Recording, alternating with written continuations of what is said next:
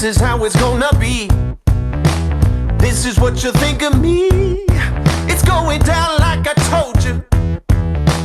This is how it's gonna be. I'll be the last man standing here. I'm not going anywhere. It's going down like I told you. I'll be the last man standing here. I'm gonna rock you. I'm gonna rock you. I'm gonna rock you. I'll have you begging for mercy, begging for mercy. Oh,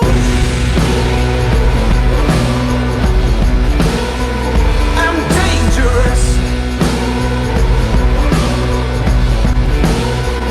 So dangerous. I'm dangerous. So dangerous.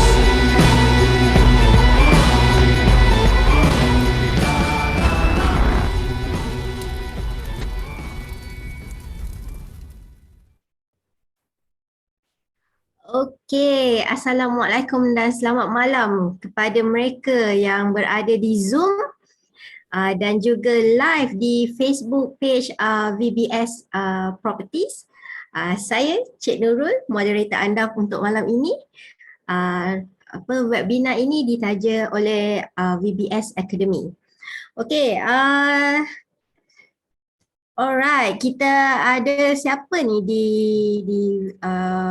Zoom? Hello everyone. Hi Andrew Lee, Aru, Carlos, Fidausha, Harper, Kabil, Lydia. Okay, ramai lagi saya nak sebut ni seorang-seorang. Hello everyone.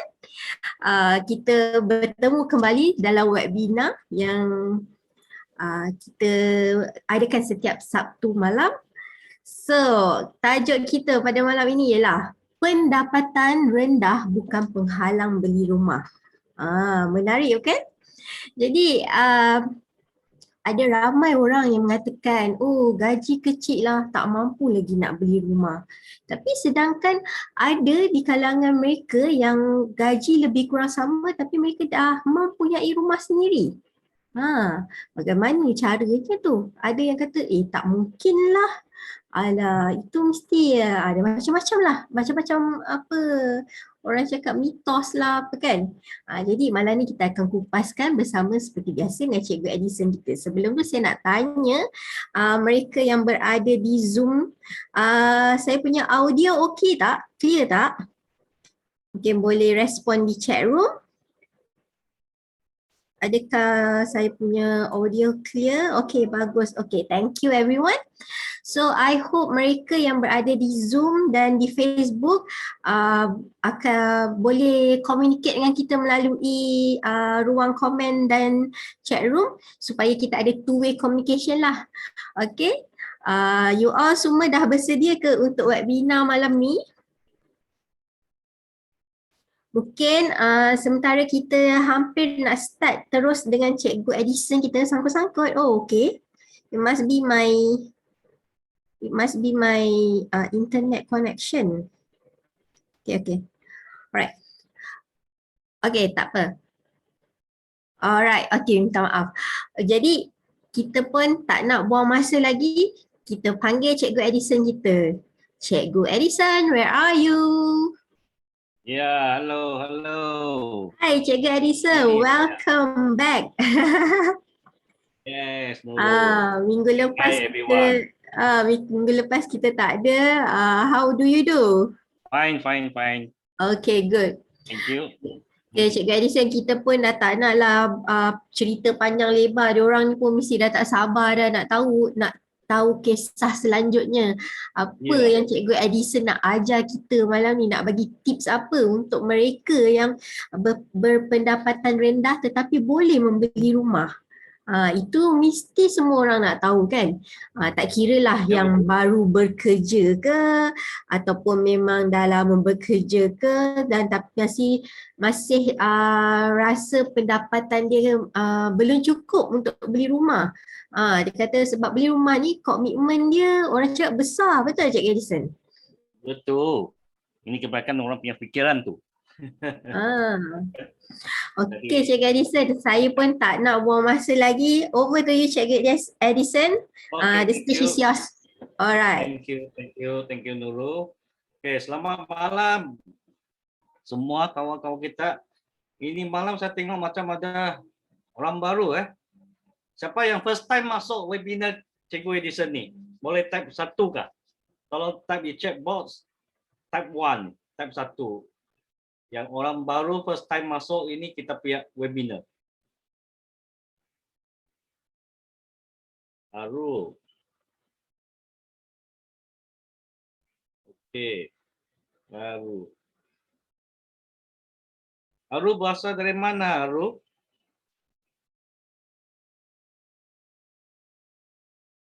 Jadi, okay, welcome Aru. Okay, let me buka saya slide dulu ya.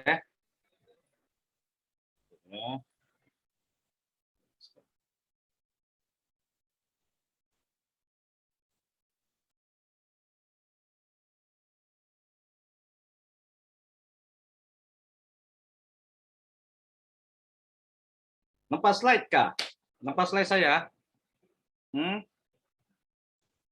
Ada. Ada? Okey. Okey. Ini malam punya topik. Okey. Sangat-sangat menarik sebab kita akan bercakap pendapatan rendah bukan penghalang beli rumah. Ada orang cakap pendapatan saya sangat rendah, susah mau beli rumah. Betul tak? Ini yang selalu akan terjadi di kita punya minda, mindset. Okey. Kenapa saya cakap macam ni ya? Kau tengok. Apabila kita melihat orang lain beli rumah, pasti kita sendiri ada impian juga mau rumah sendiri. Betul kan tidak? Namun kebanyakan orang yang menghalang daripada dia membeli rumah sebab dia pihak loan tidak lurus. Pasal gaji dia rendah. Betul kan tidak?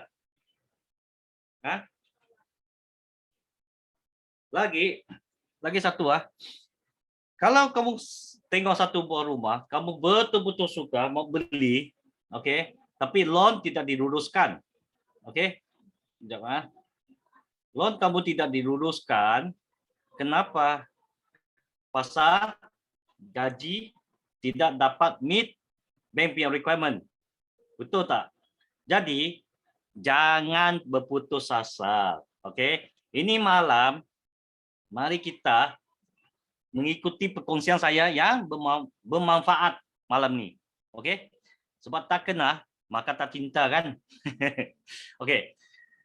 Sebelum dari dulu saya nak share sikit dari dulu sebelum saya ada ilmu tentang harta tanah ini 15 tahun yang lalu saya join real estate. Mula-mula aku fikir orang yang beli rumah banyak-banyak ni tamak sangat. Tak kesiankah kat orang yang tak ada capital atau gaji yang rendah untuk membeli rumah? Kan?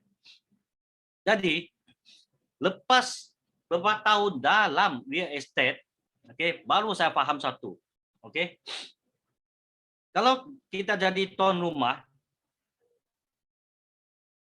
mesti bertimbang rasa juga kan? Betul tak? Sebab ada banyak tuan rumah dia akan bertimbang rasa untuk sewa rumah itu kepada orang yang menyewa. Betul tidak? Jadi ini ilmu adalah kamu nak sendiri pergi belajar atau mendengar kawannya cakap atau mengambil nasihat daripada orang yang sudah ada pengalaman. Untuk memastikan, menjanjikan, tolongkan kamu mendapatkan rumah yang pertama. Kan? Tapi kebanyakan dalam Malaysia, kebanyakan di dalam dunia sekarang Malaysia kita, yang saya buat 15 tahun sebagai real estate agent sampai sekarang, kebanyakan mau beli rumah yang dia nak tinggal sendiri dulu. Tapi gaji dia tak akan tidak akan menepati dia punya requirement. So that's why mereka tidak dapat beli rumah. Kalau dia punya gaji tidak cukup, apakah cara dia, okey, untuk menambahkan, okey, you punya qualification, you punya gaji, okey, menjadikan meningkat, atau you mau tunggu you punya bos naik gaji baru beli rumah. Kalau bos naik gaji mau beli rumah, berapa lama kamu menunggu? Ada answer tak?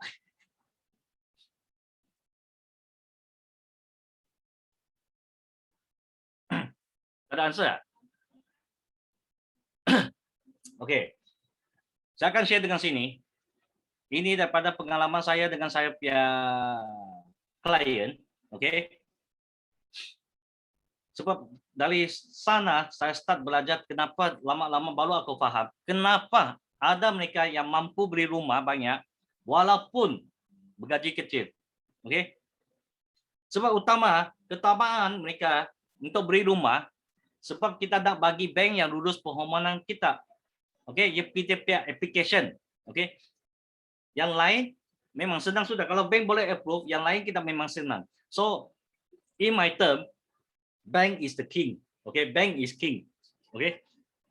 Walaupun rumah kecil, buruk, sempit, busuk, memang tak ramai digemari oleh golongan yang muda, kan?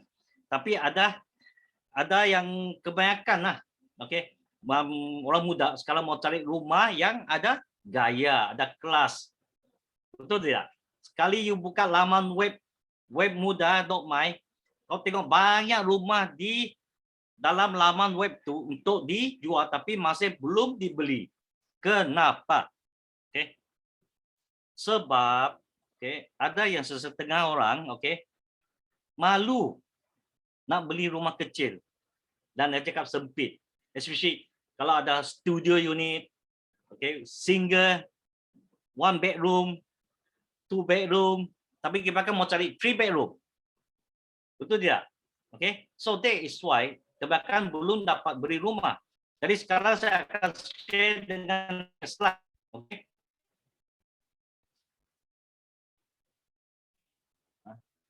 Jadi ini hari saya akan sharekan 9 langkah. Okay, 9 langkah itu apa itu langkah? Okay. Nombor 1, kau mesti mau buat analyse you punya keuangan diri sendiri dulu. Okay.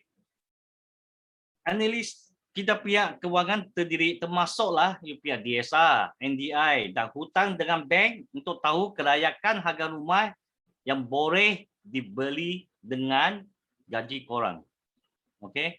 Kebanyakan orang mau beli rumah hanya tengok rumah tapi tak pernah kira dia punya sendiri punya DSA, dia punya gaji, kelayakan.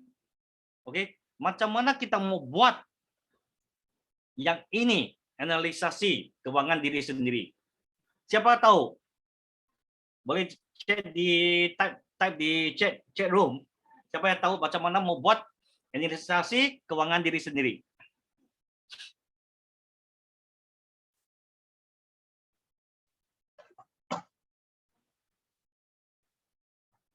Kalian tahu? Okey. Yang paling senang, kamu boleh pergi tanya kelayakan dengan bank atau real estate agent. Okay. Real estate negotiator, dia akan boleh menolong kamu orang mengira kelayakan cik atau puan. Okay. Abang adik semua yang mau beli rumah mesti kamu cari real estate negotiator sebab dia akan tolong kamu mengira. Okay. Apa yang diperlukan untuk gaji korang untuk mendapat rumah yang kamu mau. Okay. Dan nombor 2, apa-apa yang boleh buat. Nombor 2 adalah buktikan pada bank anda yang mampu beli rumah tu. Okay. Jadi korang mesti buktikan. Macam mana kamu buktikan kepada dengan bank, kamu dapat bayar ansuran. Okay. Macam mana kamu boleh buat bayaran ansuran setiap bulan. Jadi macam mana nak buktikan? Okay. Macam mana saya cakap buktikan? Mesti kita atas hitam putih, black and white. Okay. Apa itu black and white? Okay. Let's say kalau cakap kamu orang ada simpanan, okay. Simpanan 20,000. Tapi simpanan 20,000 kamu simpan di mana? Sebab kau cakap dalam bank, saya ada saving, 20,000 my saving. Okay? Sebab ini pakai mulut cakap saja. Apa yang boleh dibuktikan? Sebab you tak boleh buktikan you ada saving. How to buktikan adalah bank statement. Okay? Bank book. Okay? Yang you betul-betul ada saving di dalam account kamu, or di dalam ASB, tabungan haji, itulah adalah dia pihak bukti. Okay? Dengan bukti pendapatan anda juga. Okay? Dan nombor 3, DSR mesti mau jaga elok-elok. Okay? Apa itu DSR? Macam mana kamu mau jaga dia? Okay? Sebab nisbah hutang kepada pendapatan adalah DSR, yang ini penting untuk korang jaga. Okay? Sebab kalau kita punya DSR, okay, korang mesti pastikan, okay, you punya komitmen every month mesti bawa 60%. Okay? Kalau gaji di bawah 3,000. Okay? Kalau korang dah ada hutang macam kereta, personal loan, credit card, okay? Jadi korang kena tambahkan pendapatan dululah, okay? Atau fikir cara macam mana settlekan you punya personal loan dulu, okay? Or either PTPTN. Sebab personal loan itulah yang ambil terlalu banyak you punya komitmen, okay? Komitmen. Ya, no bayar ASB atau unit trust. Unit trust actually bank tak akan tengok itu saving daripada unit trust. Dia akan lebih tengok daripada ASB. Okay? Yang ini kebanyakan saya sudah jumpa PTPTN. Okay? Terlalu banyak orang mengambil mudah pasal dia punya PTPTN. Ada yang langsung tak ada bayar 1 sen pun. Okay? Sebab ini akan dimasukkan di dalam SIKRIS anda, di dalam bank negara itu SIKRIS. Okay? Jadi PTPTN akan dimasukkan di dalam SIKRIS. Jikalau you punya SIKRIS di PTPTN sudah baik, okay, sudah teruk sangat, okay? Ada bar hitam screen. Please remove this. Dapat tengok kah screen? Sekejap. Maybe you punya chat tu. You ada buka screen lain. Okey. You kena Boleh minimize. nampak? Boleh. Ya, okay. Okey sudah. Okey, aku Yeah. saya chat box dulu Okey. Alright. Jadi settlekan kita punya PTPTN, masuk tu kita mesti mau baiki you punya increase di dalam increase report, okey. PTPTN you boleh bawa berbincang dengan pengawal PTPTN. Okey? Atau bayar tunggakan guna KWSP kalau sudah ada KWSP. Kalau tak ada, you boleh restructure balik, okey, pembayaran PTPTN. Okey? Ingat, asalkan kamu kalau sudah hutang PTPTN pun, kalau tak mampu bayar, macam mana bank boleh yakin kamu orang boleh mampu bayar ansuran bulanan rumah anda? Sebab PTPTN, you punya bulanan pun tidak banyak.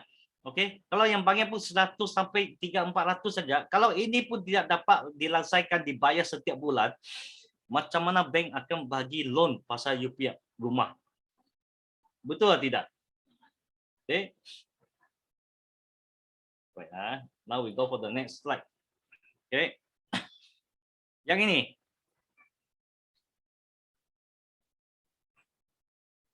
Yang ini paling senang kita cakap lah.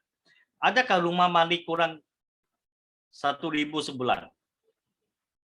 Kalau you punya komitmen, you punya budget, you mau cari rumah dalam bulanan 1,000. Okey? Jadi macam mana you mau kira atau at least you tahu berapa itu rumah, harga rumah yang patut kamu beli kalau punya monthly commitment dalam 1,000. Coba tahu dia punya kiraan.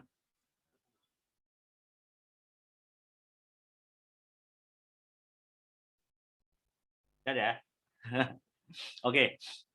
Mari saya bagi tahu kita punya angsuran bulanan kali 200 equals to you punya anggaran harga rumah. Okay, ini contoh kiraan. Kalau you punya komitmen, you hanya boleh simpan set aside 1,000 satu bulan. Okay, you kali 200, ini dalam formula dia. Jadi you hanya boleh beli rumah, harga rumah anggaran dalam 200,000. Okay, jadi kalau korang sudah mampu simpan 1,000 sebulan, baru kamu orang pergi tengok rumah, betul-betul mau beli rumah dalam harga 200,000. But ada yang tengah menyewa rumah sudah. Okey, yang sedang menyewa rumah kadang-kadang bayar 1,000 sampai 1,500. Betul tidak? Okey, sana boleh kira juga.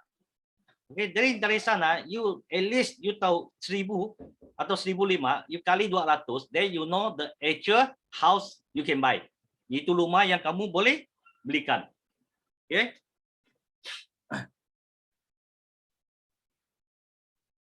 Okay, yang nombor 6. Cara bayar angsuran bulanan rumah tanpa guna duit sendiri. Siapa yang tahu ini? Boleh jawab. Boleh bagi di chat box. Ada? Tak ada pun. Renter. Okey, renter. Menyewakan. Betul. Pandai. Sewa rumah yang dibeli. Yes. Beli rumah kemudian sewakan. Yes, no bayar. Thank you. Okay. Okay. Kita cari harta tanah yang dapat membeli aliran tunai positif. Okay. Yang mampu cover insurans bulanan, angsuran bulanan yang perlu dibayar kepada bank. Okay. This is daripada saya punya pengalaman dari 15 tahun, saya ada jumpa beberapa klien, okay. First, dia bukan beli rumah untuk tinggal sendiri dulu. Okay. Dia akan cari rumah yang studio unit, satu bilik yang dia mampu beli dengan dia punya kelayakan gaji rendah yang dia, okay. Untuk beli itu rumah, lepas tu dia kasih sewakan dulu. Okay. Jadi dari sana dia already dapat every month passive income. Okay. Ada orang tolong dia membayar rumah sudah. So that one will be increase dia punya income juga. Okay, dia punya credibility. Okay, credibility. Lepas yang ini, saya punya ada satu klien, dia start beli rumah yang kecil-kecil, macam satu bilik, dua bilik. Sampai sekarang dia punya tangan ada lebih daripada 15 biji rumah. Dan baru sekarang, since 3 years ago, baru dia beli rumah landed dia sendiri punya. Tapi itu duit siapa yang tolong bayar? Semua daripada investment dia rumah yang dia beli dulu itu 15 unit. Okay.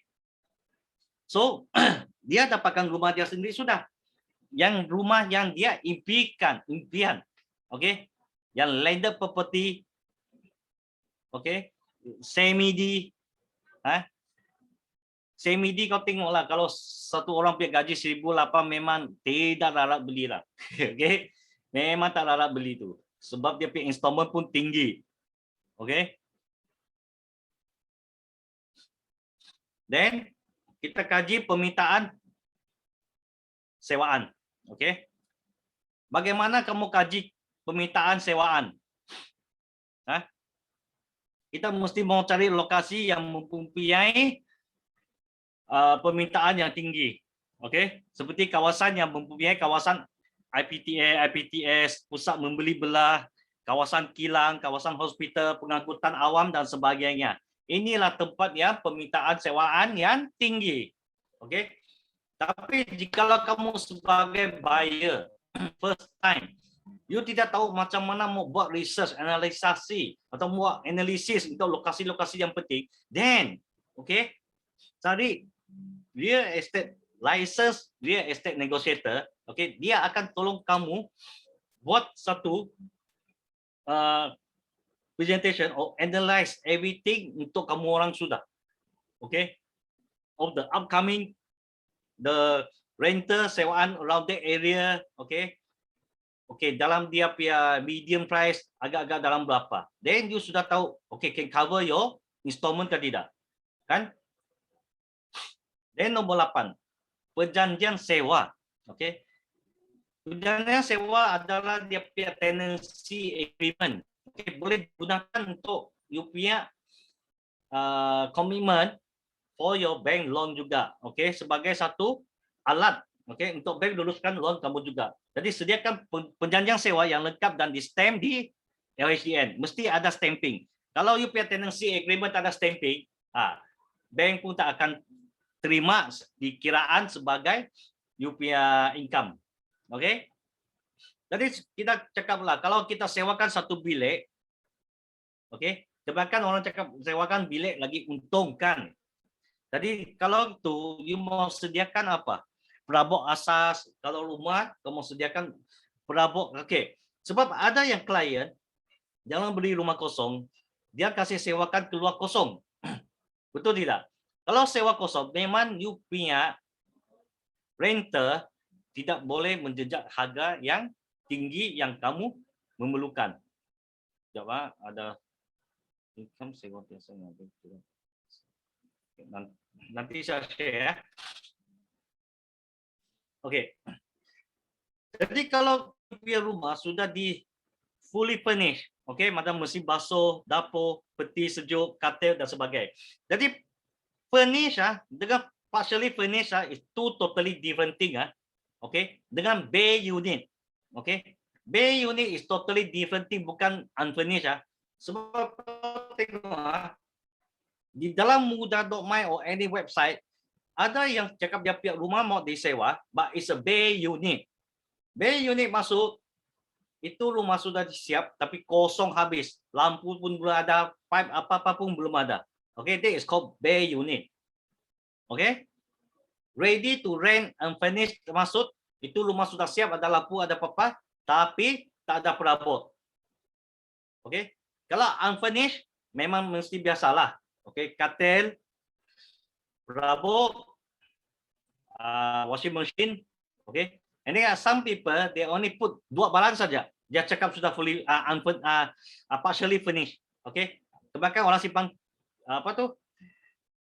Aircon, okay, meja makan, sofa, okay, they call partially furnished already. Okay, so this is kalau ini punya 3 jenis, apakah harga yang kau ingat is the most reasonable price to rent out? Okay, kalau you mau sewa yang tinggi, of course banyak perabot makin kau masuk, harga lagi makin tinggi you boleh disewakan keluar. Betul tidak? Okay. Jadi biarkan dia punya transaksi. Okay, macam mana ini penyewaan tenancy agreement boleh menolong anda. Okay, biarkan anda ada transaksi duit renter tu masuk ke dalam bank account anda selama 6 bulan. Okay, sebelum kamu memburu ke rumah kedua.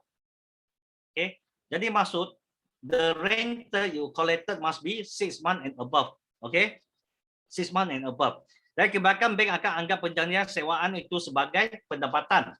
Okay. Ada bank yang kira 80% daripada itu renter you ambil, ada yang kiraan 70%. So that's why I have to see which bank. Okay. Ada bank yang anggap sebagai 80% from your sewaan, atau yang 70%. Okay. Okay. Yang paling last, langkah ke-9, anda semua mesti mau upgrade diri sendiri. Macam mana kita mau upgrade? Asas yang carilah ilmu. Okay? Orang yang nak suruh korang pergi seminar atau beli buku, korang balas nak layan. Betul tidak? Okay. Sampai bila korang nak duduk, ditakut jangan sama. Okay? So, I pernah jumpa some of my friend or my existing client, first, panggil jangan cari ilmu yang dulu kita cakap, jangan cakap sekarang. Okay, 15 years ago. Kalau saya mau belajar satu ilmu, kita orang mau terbang sana sini, pergi drive sana sini untuk pergi kursus, pergi seminar, kan, untuk belajar. Tapi betul tak? Dalam sekolah, pasal kita belajar, langsung tak ada ilmu. Siapa-siapa yang mengajar kita tentang pasal ini investment untuk harta tanah dengan pasal-pasal kita punya DSR, macam mana kita mau jaga DSR kita sendiri. Macam mana kita mau buat ini menjadi pendapatan yang dapat menolong kita. Okey. Tapi kebanyakan orang hanya mendengar saja daripada kawan yang cakap. Kawan cakap, jangan beli properti akan turun. Okey. Dari 15 tahun saya pernah dengar customer cakap dengan saya, dia punya kawan cakap properti akan turun. Tapi dari 15 tahun sampai sekarang saya tak pernah tengok ada harga properti yang turun, tapi yang naik adalah makin mahal, 2 kali ganda, 3 kali ganda adalah itu. Jadi you punya kawan cakap dia dapat harga yang turun, harga yang akan menurun di dalam property market, first target dia, berapa biji rumah dia sudah dapat. Okay? Jadi jangan kita ikut orang dengar apa yang dia cakap saja. Kita mesti mau ikut orang yang betul-betul ada pengalaman, dan kemampuan keuangan dengan minat kamu orang juga. Kalau kamu langsung tak ada minat mau beli rumah, tak ada guna. Ini malam kamu pun tak akan masuk ini punya webinar. Betul ke tidak? Tapi tak semua orang jugalah minat melabur dalam hartanah. Ada yang suka melabur di dalam ASB, tabung haji, dalam share market. Betul tidak? Tapi no matter what, kamu orang invest di mana-mana pun, kamu pun tetap akan membeli rumah untuk diri sendiri. Betul tidak? Kalau simpanan biasa lambat, sebab kenapa? Kalau kita simpan saja saving, kita cakap saving, berapa lama kita mau save kita punya duit? Berapa lama kamu mau saving? Unless you can find another investment platform, boleh tolong kamu compound you punya interest. Pernah tak dengar compounding interest? Kalau you ada investment yang boleh tolong kamu compounding interest, then that is the right investment for you to go in. Jadi kenapa sekarang ini hari kebanyakan orang-orang yang lebih berpengalaman daripada orang yang berumur daripada kita, orang yang lebih tua daripada kita, kenapa dia masih beli properti? First, jangan lupa di dalam dunia kita ada satu barang, dipanggil inflation. Betul tidak? Kalau inflation rate makin meninggi, makin tinggi, semua harga kan akan ditolak naik. Betul ke tidak? Inflation rate tidak dapat daripada mana-mana. Unless you beli kereta saja, inflation rate naik, kita punya harga kereta pun akan menurun. Harga kereta tu jadi 100,000 lepas ini tahun beli turun. Tahu tak kalau beli kereta? Beli kereta sekarang akan tulis sudah sign, keluar nombor plate, right away your depreciation is 20%. Hilang 20% terus. Inilah pengorbanan kalau membeli kereta. Tapi kalau beli rumah, at least after 5 to 10 years, they surely have a appreciation. Kenapa ada appreciation? Because of inflation rate. Cakap betul. Jadi dah faham tak sedikit pasal tentang ini strategi macam mana meningkatkan untuk beli rumah kalau walaupun gaji kamu kecil. Lagi saya mau share dengan satu. Ada orang yang bergaji bawah 3,000, Sekejap. Saya tutup ini dulu. Saya tutup ini dulu. Tadi saya mau share apa? Mengapa orang yang gaji bawah 3,000 masih boleh beli banyak rumah? Sebab dia guna penjanjang sewaan. Dia punya tenancy agreement. Kalau kena ada banyak ilmu pengorbanan dan strategi. Siapa yang tak ada strategi, tak ada ilmu, itulah kenapa ini VBS Academy, VBS Properties adalah untuk bagi kamu orang ilmu untuk free saja. Free untuk kamu belajar ilmu ini macam mana memberi rumah walaupun gaji kamu orang kecil. Let's say for example, I give you satu contoh. Kita cakap rumah di tepi KLCC. Rumah bertingkat. Rumah pun baru siap, rumah ada kolam renang, semua ada, tapi harga dia berapa? Semua mesti ada impian mau beli rumah yang dekat KLCC, betul ke tidak? Tapi kalau kau punya gaji, dapat ke tidak beli untuk rumah macam itu? Okay? Tapi kadang-kadang kita have to wake up, jangan tulus berangan. Okay, saya mesti work hard, simpan duit, baru dapat beli. But imagine berapa lama you mau beli. Tapi sampai you tu masa you punya gaji boleh, okay, for example, like give you example, you punya gaji sekarang 3,000, kurang daripada 3,000. Berapa lama you punya gaji akan sampai jejak 15,000? Boleh bagi tahu saya kah? Bila harga gaji kamu akan naik 15,000 baru dapat beli rumah di sebelah KLCC.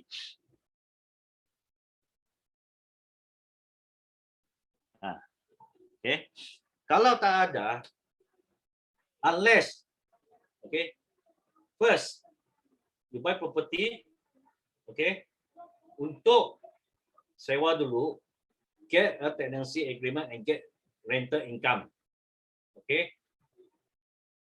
Nombor 2, maybe you do a side income, hustle income, okay, untuk menambahkan rupiah pendapatan. Okay. Tunggu saya tengok. Ya Aru cakap 10 tahun. Yes. Kalau dari 3,000 mau naik sampai 15 tahun, mau ambil 10 tahun. Tapi 10 tahun itu harga masih ada sama lagi kah? Kalau itu rumah yang kamu impikan. Okay. Jadi ini malam saya akan terus bangunkan semua orang. Jangan terus berangan-angan. Okay. Bangunlah daripada mimpi yang panjang. Beri rumah yang korang mampu dulu. Bukan rumah yang kamu orang mau. Okay. Jadi sekarang ini saya akan berusaha, harap kamu akan berusaha, okay, work for these few years, work hard and then get a property, get a few property in your portfolio dulu, okay. Sebab kamu sudah ada portfolio untuk menerima rental, baru dapat kamu beli rumah yang kamu impikan untuk tinggal sendiri tanpa bayar daripada duit kamu sendiri. Gunakan duit orang untuk membayar. Kan? This is how it's going to be. Oke. Saya punya slide tadi sudah habis. Jadi sekarang saya akan open for Q&A. Ada Q&A tak? Ada siapa mau tanya-tanya barang sini? So far until here semua okey ke tidak?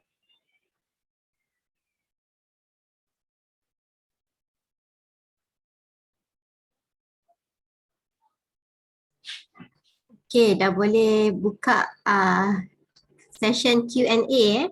So you all boleh typekan soalan ataupun maybe you boleh on your mic, speak directly to Cikgu Edison, lebih mudah faham, okay?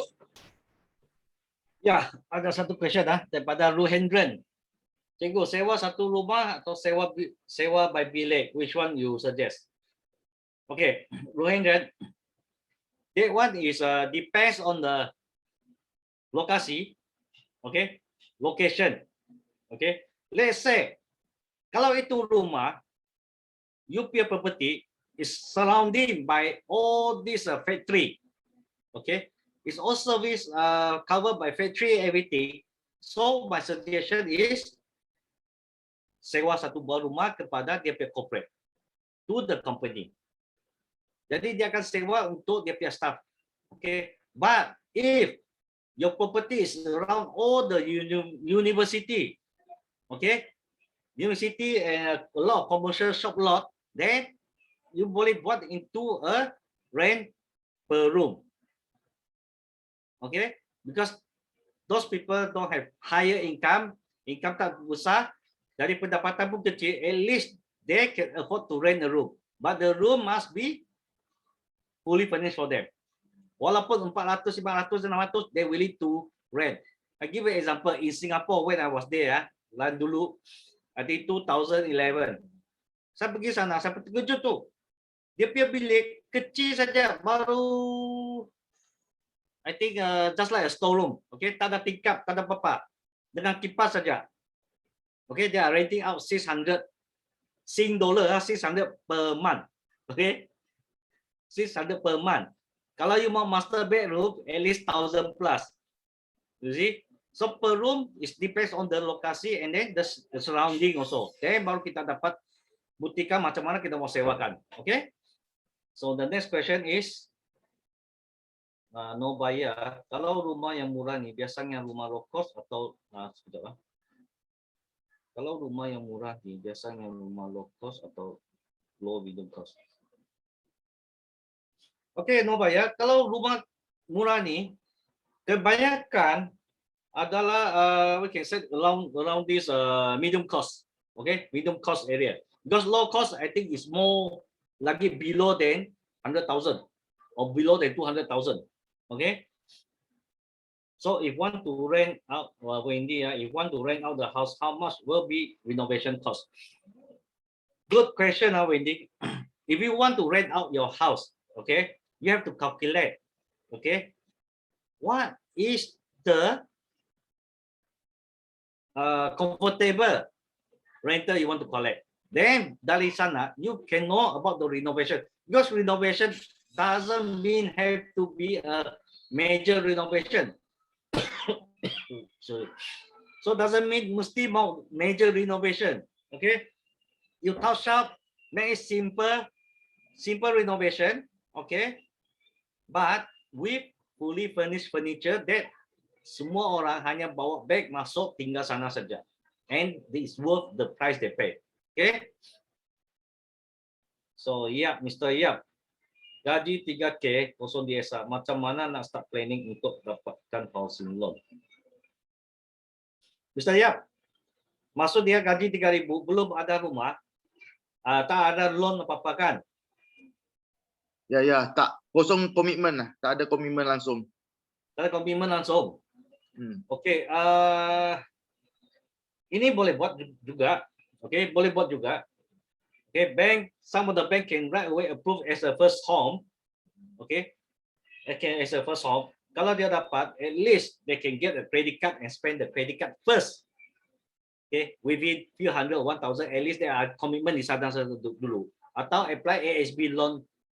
Oke, buka ASB, itu saja. Tapi kebanyakan within 3K one may I know dia punya umur berapa tu? Mr. Yap, agak umur dia berapa?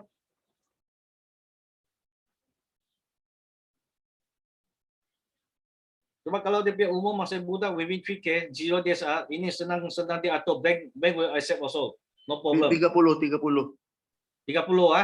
Okay, 30 no problem, can be arrangeable.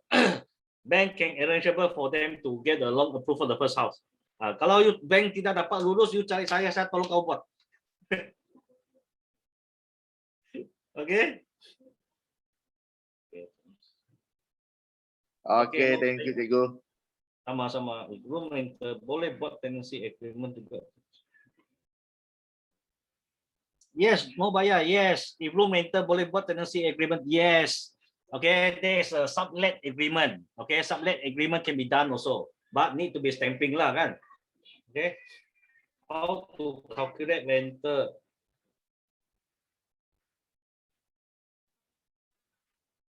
Every time. How to calculate rental without furniture and with furniture? Okay. Normally, how we calculate a rental is you punya monthly installment, okay, times 70%. That's how we calculate. This is the normal calculation the outside people do lah. Okay, this is how they always do to do the calculation if without furniture. Okay, with furniture you have to add in everything. Dia ada formula dia lah. Nanti saya akan ajar satu hari lagi ini. Okay. Lalu buy and sell within short period. Is it a good idea? The selling price higher by 30%, or do we should hold? Buy and sell within short period. Okay, Aru, this one unless you are fleet investor, okay? Fleet investor, dia cepat beli and buy and sell within short period, not more than 6 months, dia sudah mau jual. Okay, this is called fleet investor. Fleet investor mostly they don't look at very high return margin. Okay, dia akan tengok within 15 to 30% is a good price, they let go already. Okay, they let go already. So I have a few Saya ada beberapa orang free investor, okay? Dia akan beli rumah yang paling murah di market below the 50%. But some below the 50% market value is those people dari betul-betul tidak larat mau bayar installment sudah atau mau go bankruptcy already before the house was being lelang by bank or auction by bank or kena caveat, okay, dia cepat-cepat kasih jual keluar, okay, but they will touch up a bit, and then after they calculate, they have a margin of 30% or 20%, dia jual sudah, okay. It depends on which type of investor you adalah, which type of investor. If you are free investor, they are going for this type of a strategy, okay. But as a free investor, you must have a very strong cash holding power. Okay.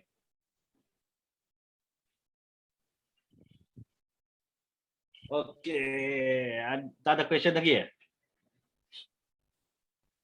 Because okay, why? Because free investor, they want fast money, they want to earn cash fast in their hand. Okay. Jadi kebanyakan dia orang tak akan pergi loan. Okay, they never buy loan, they never go for bank loan, they only buy cash. Okay, why? Because free investor, kalau you loan sama bank, bank ada lock-in period. Okay, so if lock-in period, you have to see your letter offer. Some is 3 years, some is 5 years. Kalau lock-in period tidak lebih daripada 3 tahun, you akan kena penalty. So after you minus out the penalty, all these things, your 30% become 5% only. Okay, get what I mean? So free investor is always the cash, they buying cash and sell like that. But if under loan, please tengok you punya letter offer dulu. Okay, see your letter offer. But if you don't know how to see your letter offer, you go and find yang siapa invite kamu masuk ini malam. Okay, cari dia. Okay, dia akan tolong kamu. Kalau tidak ada, dia akan cari cikgu akan tolong explainkan how to see your letter offer. Okay, because I cannot advise you now what to do because I need to see your letter offer. Oh, mine is a new house under developer without exit penalty. Okay, but there is under developer that are exit penalty, but bank we have to see the bank lah.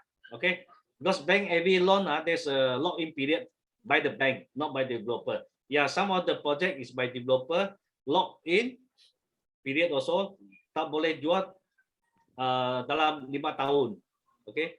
But bank we have to see the bank one also, okay. Okay, any other question?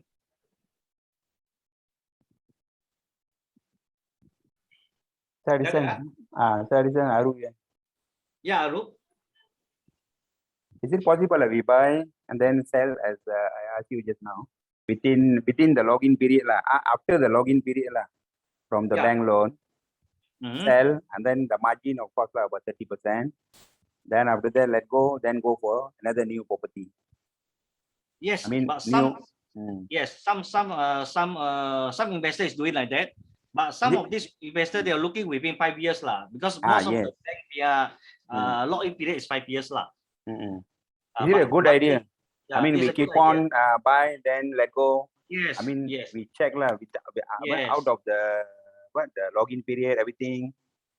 Then we go for new. Is it a good strategy? Is it good investment like that? Yes. Sebab okay, why I said like that? Because it depends on you belongs to which type of investor. Okay, this one we always call it a fleet investor. Okay, as long dia boleh jual within after 5 years, he get a good return like 30-40%. He let go and they quickly get money. Okay, and buy a new one. You see, so they like that. It will compound their income and the cash getting more and more also. Okay, but some people they like to buy and then put there and collect rental only. Okay, it depends on you are under which category of the investor. But it's some client is doing like that. They buy sell.